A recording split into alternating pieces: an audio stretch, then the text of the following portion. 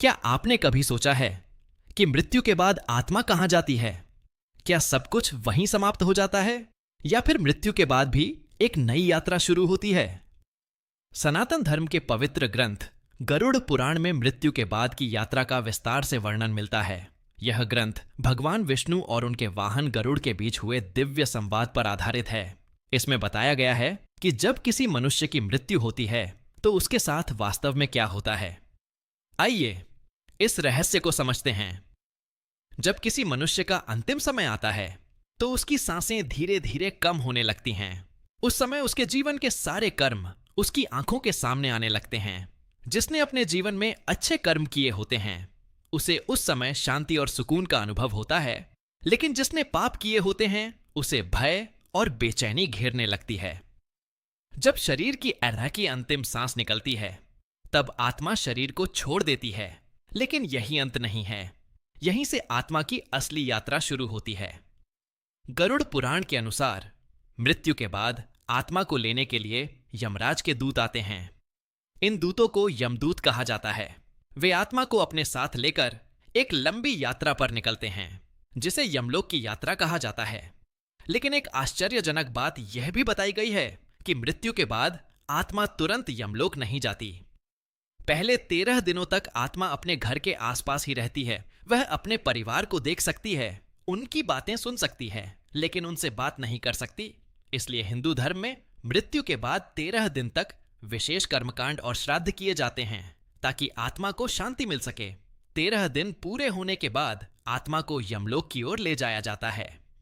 गरुड़ पुराण के अनुसार यह यात्रा बहुत कठिन होती है। इस दौरान आत्मा को अंधेरे रास्तों से गुजरना पड़ता है, कभी बहुत गर्म स्थानों से तो कभी बहुत ठंडे स्थानों से। कहा जाता है कि इस यात्रा में आत्मा को भूख और प्यास भी लगती है, लेकिन जिन लोगों ने अपने जीवन में अच्छे कर्म किए होते हैं उनकी यह यात्रा आसान होती है, और जिन्होंने पाप किए होते हैं उनकी यात्रा बहुत कष्टदायक होती है। आखिरकार आत्मा यमलोक पहुंचती है, जहां उसका न्याय होता है।